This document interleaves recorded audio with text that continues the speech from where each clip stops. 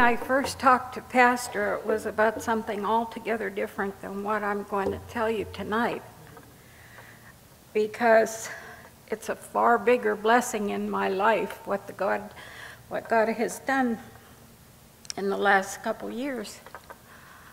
I had prayed at different times for wisdom in my life. I've always heard that's the one thing God will give you when you ask for it. But when Dick died, I started praying for wisdom every day because everything was too overwhelming. And I don't know how you pray, whether you pray out loud or with your eyes open or however, but I sit in a chair across from the fireplace, and I would just look up at the wall above the fireplace, and I would just sit there and talk to God. That's the way I pray. And every day I ask Him for wisdom for things and to get me through what all I had to do. And He did so many amazing things. The first thing you had to do was go to the mortuary and everything and take care of that and the cost and all. And someone had owed us quite a bit of money for quite a long time. And that money came right when Dick died, right before we knew it was coming. And so I was able to go over here to the mortuary, and I had cash to pay. And then I went up to the cemetery. And in 1958,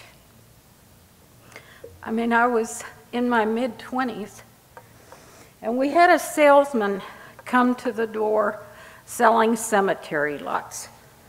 Now, what did I know about cemetery lots in my 20s? We had two of the boys, and Randy was near to be born.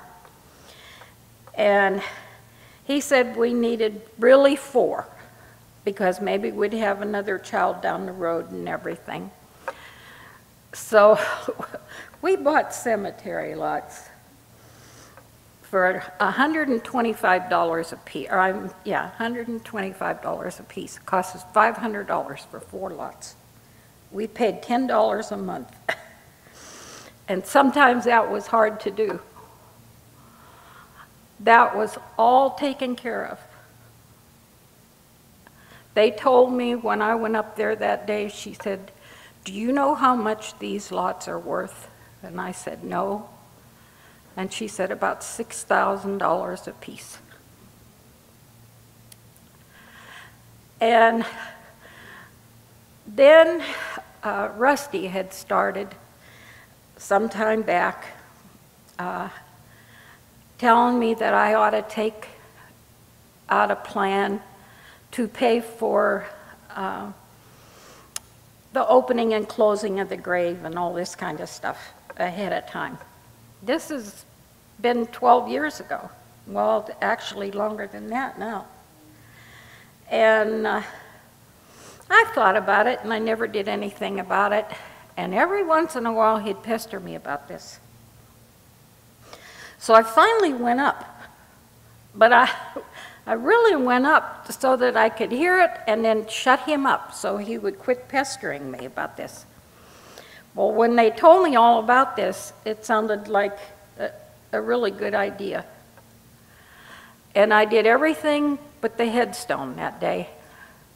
And I couldn't make up my mind on the headstone, and I said, well, somebody else will worry about that later. 10 years to the day before Dick died is when I signed that paper. So that was all taken care of.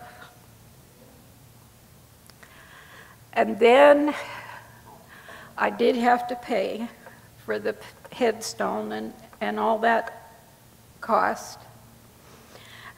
And different ones had given money in different churches for expenses and stuff.